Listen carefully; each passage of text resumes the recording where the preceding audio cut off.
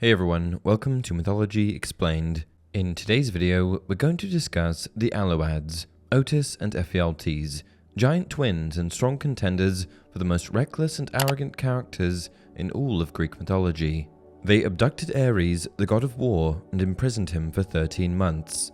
They stacked mountains so that they could climb to the heavens and attack Mount Olympus, and they even tried to abduct a couple of goddesses, Hera and Artemis, and claim them for their own. Let's get into it. Otus and Ephialtes were twin brothers, the largest and most handsome the world had ever seen. Only the great hunter Orion was said to be more perfect of form and more handsome of face. Their mother was mortal, a princess of Thessaly. Iphimedeia was her name, and she was so infatuated with Poseidon that each day she would wander down to the shore and fill her lap with water. One day, Poseidon came to her daily place of yearning and bedded her, and though it was his seed that made these mighty twins, the god himself did not raise them. Another of Poseidon's son, Aloeus, lord of the winds, was the stepfather, and he was the namesake for the moniker Aloadae, which meant son of Aloeus, that the twins were called. Otus and Ephialtes were of colossal size and were blessed with prodigious strength. They were behemoths.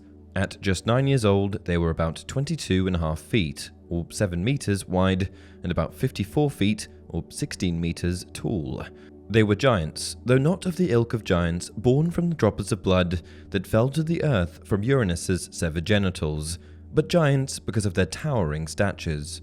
The lives of Otus and Ephialtes were cautionary tales, showing what fate awaited those whose minds were pervaded by hubris, especially when the gods were challenged. Zeus could have erased them from the face of the earth with his lightning, so each time the twins grew bolder, there was a feeling that they were tightening the proverbial noose around their own necks. First, they abducted Ares, bound him in chains, and then imprisoned him in a bronze jar for 13 months. By the end, Ares was so neglected and emaciated that he almost died. Were it not for the twins' new stepmother, Iphimedeia, who went and informed the gods of what transpired, Ares would not have been rescued by Hermes, but left in his wretched, pitiable state, and it was said that he would have perished had he been left as he was, though that information is at odds with the immortal nature of the Greek gods. This transgression against Ares was only morsel to whet their appetite, which was ravenous and seemingly insatiable for audacity and impudence. The situation escalated tenfold when the twins turned their sights on the rest of the gods.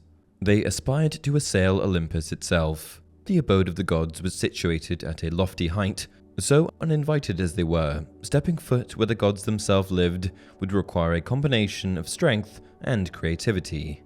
The solution the twins settled on was to stack several mountains on top of each other, then to climb those mountains like a ladder into the heavens. Olympus, Ossa, and Pelion were the 3 mountains intended for this structure. Here, Zeus was resolved to smite the twins, reducing them to piles of blackened bones buried in heaps of ash, but Poseidon appealed to Zeus's forgiving nature, placating him with the promise of keeping his wayward sons out of trouble. Unfortunately, though, the sense Poseidon was able to instill in his sons was ephemeral. Otus and Ephialtes turned their attention to other prospects. They decided that each of them would claim one of the goddesses. Otus set his sights on Hera, and Ephialtes his sights on Artemis. Lots were drawn to see whose prize would first be pursued. Ephialtes won, so they scoured the land for any sign of Artemis, canvassing forests, roaming hills, and hunting around mountain crags. They eventually found her, but Artemis was no easy prey. She was the divine huntress and much craftier than the 2 brutes trying to lay hands on her. She took the form of a deer and bounded between the twins.